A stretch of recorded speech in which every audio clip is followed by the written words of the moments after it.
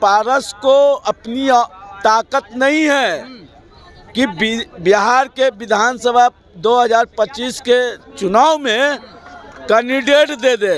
यही धमकी ये लोकसभा इलेक्शन में दिया करते थे, तो मोदी जी का लव लेटर आया तो ठंडा पड़ गए। अगर 247 आएगा तो 20 को सीट आएगा पशुपति कुमार पारस को, और 20 को सीट से ज्यादा कुछ थोड़े आएगा। अगर आएगा तो पारस का तो सीट नहीं आएगा। विधानसभा में अगर मान लिया अकेले लड़ते हैं तो एक सीट भी नहीं आएंगे। एक सीट भी नहीं आएगा, नहीं आएगा, पारस को नहीं आएगा। हाँ, ऐसे में क्या लग रहा है, पारस को गठबंधन करना चाहिए किसी से? हाँ, पारस को तो गठबंधन करना चाहिए। अगर नहीं करते हैं तो एक सीट भी नहीं आएंगे। रामविलास पासवान को बच्चा जानता है। अच्छा, बच्चा जानता है। वो भी तो उसके भाई हैं। भाई है ना। चिराग पासवान को भी हम नहीं जानते हैं। अच्छा। पर चिराग पासवान हनुमान बन के रहते हैं मोदी जी का। एक भी कारखाना ला के दिया है अभी तक? अरे एक भी तो कारखाना ला के दे देता है कम से कम। बीजेपी के साथ में चिराग पासवान है, तब तक जीतते रहेंगे। अच्छा। अगर बीजेपी से हट जाएंगे ना तो उनको जो डोलते रहता है ना, वो पुछिया उठा के वो न पूछेगा उनको। दफादार को लेकर दफादार को अभी तक पिटा रहा है, वो जो अपना जात का नहीं हुआ वो बिहार को क्या होगा। नमस्कार, स्वागत आपका लाइव बिहार में। मैं आपके साथ है संजीव सिंह। ये पूर्व केंद्रीय मंत्री पशुपति कुमार पारस इन दिनों अपनी पार्टी की भविष्य को लेकर के चर्चाओं में है। आपको बता दें कि पहले पशुपति कुमार पारस को लोकसभा चुनाव में एनडीए की तरफ से एक भी सीट नहीं मिलता है। तो वहीं बात करें उपचुनाव की, तो उपचुनाव में भी उन्हें उम्मीद थी कि तरारी से उन्हें सीट मिलेगा, लेकिन उपचुनाव में भी कोई सीट नहीं मिलता है। इसके बाद मुख्यमंत्री नीतीश कुमार के नेतृत्व में एनडीए की बैठक होती है और बैठक में भी पशुपति कुमार पारस की पार्टी को नहीं बुलाया जाता है। और देखिए, अब जो है एनडीए के कई नेता ये कह चुके हैं कि पशुपति कुमार पारस जो है वो एनडीए में नहीं है। खासकर चिराग पासवान के जो पार्टी के तमाम लोग हैं वो कहते हैं कि एनडीए में 5 ही दल हैं। ऐसे में बीते दिन ये भी खबर आई थी कि अब पशुपति कुमार पारस जो है कोई बड़ा फैसला ले सकते हैं, क्योंकि उसका जो पार्टी दफ्तर था वो भी अब चिराग पासवान को मिल गया। यानी कि लोक जनशक्ति पार्टी रामविलास को जो है पशुपति कुमार पारस को जो बंगला आवंटित किया गया था वो बंगला अब चिराग पासवान की पार्टी को मिल गया है। ऐसे में अब बड़ा फैसला लेने जा रहे हैं पशुपति कुमार पारस। आगामी 28 नवंबर को पार्टी की स्थापना दिवस और स्थापना दिवस के अवसर पर कहा जा रहा है पशुपति कुमार पारस बड़ा फैसला ले सकते हैं। 243 सीट पर विधानसभा चुनाव लड़ने की तैयारी में है।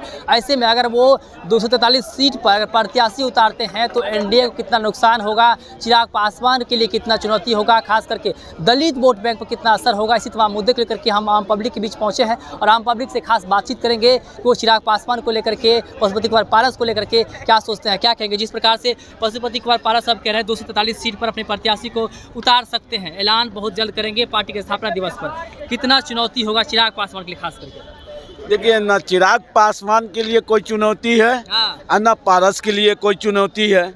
भारतीय जनता पार्टी में जब से ये सटे हैं तो इनको तिनके में भारतीय जनता पार्टी ने बांट के रख दिया है। झोपड़ी को घर के चिराग से घर को बुझा दिया। तो चिराग को तो ऊपर ले गए ना, अब चिराग को तो 5 सीट भी मिला, जीते भी। एक मिनट, जब झोपड़ी इनका चुनाव चिन्ह था तो उस वक्त चाचा को ले लिया माननीय प्रधानमंत्री ने, और सट करके और चिराग को हटा दिया। उस गरीबी उनको खाद सेंट्रल में मंत्री बनाया गया। अब 24 के लोकसभा इलेक्शन के बाद फिर से बेटा को चिराग पासवान को अंदर किया गया और चाचा को बाहर का रास्ता दिखा दिया गया। तो भारतीय जनता पार्टी से कोई सीखे राजनीति, और ये चाचा भतीजा की लड़ाई में कराकर तिनके में बिखेर दिया है रामविलास पासवान, स्वर्गीय रामविलास पासवान की सपनों को। 243 सीट पर अगर प्रत्याशी उतारते हैं पशुपति कुमार पारस तो नुकसान कितना होगा एनडीए को? ये पारस को अपनी ताकत नहीं है कि बिहार के विधानसभा 2025 के चुनाव में कैंडिडेट दे दे। यही धमकी ये लोकसभा इलेक्शन में दिया करते थे, तो मोदी जी का लव लेटर आया तो ठंडा पड़ गए। अरे ये इनकी औकात नहीं है कि भारतीय जनता पार्टी के सामने सर उठाकर बात कर सके। ये भूमिका मारते हैं और लोगों को कहीं ना कहीं प्रेशर की राजनीति करते हैं पारस। देखिए प्रेशर की राजनीति करते हैं कुछ और लोग बात हैं, क्या कहेंगे पशुपति कुमार पारस जो है आगामी 28 नवंबर को पार्टी के स्थापना दिवस के अवसर पर बड़ा निर्णय लेने जा रहे हैं। अगर 243 सीट पर जिस प्रकार से वो कह रहे हैं अगर प्रत्याशी उतारते हैं तो चिराग पासवान के लिए कितना चुनौती होगा, एनडीए के लिए कितना चुनौती होगा और दलित वोट पर क्या असर पड़ेगा? थोड़ा मनी तो असर पड़ेगा ही, दलित के लिए तो थोड़ा मनी असर पड़ेगा। क्या चिराग पासवान को नुकसान होगा? हल्का फल्का, हल्का। बस और कुछ नहीं। एनडीए को क्या पशुपति कुमार पारस को साथ रखना चाहिए? क्या लग रहा है आपको? अब तो राजनीति है तो अब उनको मर्जी नहीं है। अब दोनों चच्चा भतीजा है तो चच्चा भतीजा को तो एक ही को कोई नहीं रखना है ना, चाहे चिराग को रखे या पारस को पहले रखे। तो दोनों को रखे हुए थे साथ में। पहले दोनों को रखे हुए, लेकिन दोनों में साठगांठ नहीं है। चच्चा भतीजा में दोनों साठगांठ नहीं है। अच्छा। अब वो कहते हैं कि वो रहेंगे एनडीए में तो हम नहीं रहेंगे, चिराग कहते हैं कि हम नहीं रहेंगे।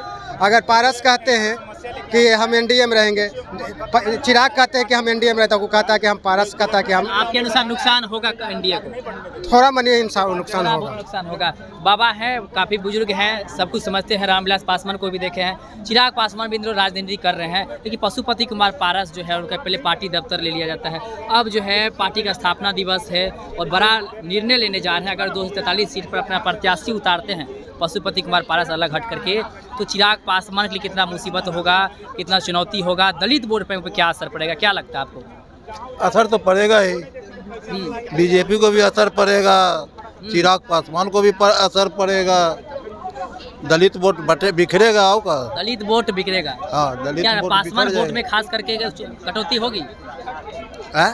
पासवान वोट में कटौती होगी? हाँ हाँ हाँ, सब बिछड़ जाएगा। बिखर जाएगा। क्या लग रहा है पशुपति कुमार पारस को सीट आ सकता है? 243 पर चुनाव रहे तो कोई सीट जीत पाएंगे वो?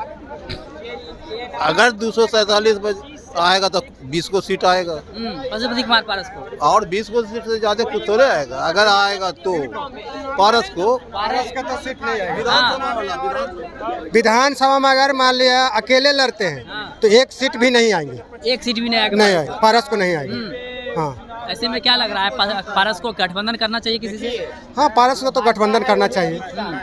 अगर नहीं करते हैं तो एक सीट भी नहीं आएंगे। क्या कहेंगे पशुपति कुमार पारस जो है इन दिनों आप देख ही रहे हैं किस प्रकार से उनका पार्टी दफ्तर चला जाता है। अब कहा जा रहा है कि 243 सीट पर चुनाव लड़ने की तैयारी में है, पार्टी का स्थापना दिवस के दिन घोषणा भी कर सकते हैं। ऐसे में चिराग पासवान की कितना चुनौती होगा, क्या लगा? देखिए पशु पारस की जहाँ तक बात की जाए तो उनसे कोई चिराग पासवान को कोई फर्क नहीं पड़ेगा, क्योंकि उनका क्रेज है ही नहीं। मतलब पशुपति कुमार पारस का क्रेज खत्म हो गया? कुछ नहीं भाई, उनको कुछ अगर छोटा अगर युवा या किसी से पूछ लीजिएगा तो पशु पारस के बारे में बताएंगे नहीं, सिर्फ ये बताएंगे पहले पूर्व में केंद्रीय मंत्री थे। 50 साल से सक्रिय राजनीति में है ना, तो उनके भाई रामविलास पासवान को बच्चा जानता है। अच्छा, बच्चा जानता है। वो भी तो उसके भाई हैं ना। चिराग पासवान को भी हम नहीं जानते हैं। अच्छा। इसलिए नहीं जानते हैं कि जब रामविलास पासवान जी थे तो हाजीपुर जोन ला के दिए, जो हम लोग मोबाइल चलाते हैं ना, उन्हीं को लाया हुआ है। पर चिराग पासवान हनुमान बन के रहते हैं मोदी जी का, एक भी कारखाना ला के दिया है अभी तक? फर्स्ट बिहार की बात करते हैं ना, एक हॉस्पिटल ला के दिया है ना, एक यूनिवर्सिटी बनाया बिहार में, और एक भी तो कारखाना ला के दे देता है कम से कम। जनता तो प्यार दे रही है। प्यार अगर बीजेपी के साथ में चिराग पासवान है तब तक जीतते रहेंगे। अच्छा। अगर बीजेपी से हट जाएंगे ना तो उनको जो डोलते रहता है ना, वो पुछिया उठा के वो ना पूछेगा उनको। मतलब बीजेपी के सहारे वो चल रहे हैं। बिल्कुल। विधानसभा में देखे थे ना, एक भी सीट नहीं आया था जब तक बीजेपी के साथ में है चिराग पासवान। जब चिराग पासवान अपने कास्ट के नहीं हो सके, गर्दनी बाग में देख रहे हैं ना, उनके लोग जो हैं जो पिटा रहे हैं, जो होमगार्ड कौन सा गार्ड का जो बहाली होता है सिर्फ पासवान समाज का होता है, उनके लोग जो है जो पिटा रहे हैं, और रामविलास पासवान उनके बारे में एक्शन नहीं ले रहे। जो जात तो नहीं हुआ वो मतलब बिहार का क्या होगा? चौकीदार दफादार को लेकर दफादार को अभी तक पिटा रहा है, वो जो अपना जात का नहीं हुआ वो बिहार को क्या होगा? जात का नहीं हुआ तो बिहार का क्या होगा? देखिए कुछ और लोग हैं, बातचीत करेंगे। क्या आप काफ़ी बुजुर्ग हैं, पशुपति कुमार पारस को जानते होंगे, रामविलास पासवान को भी जानते होंगे।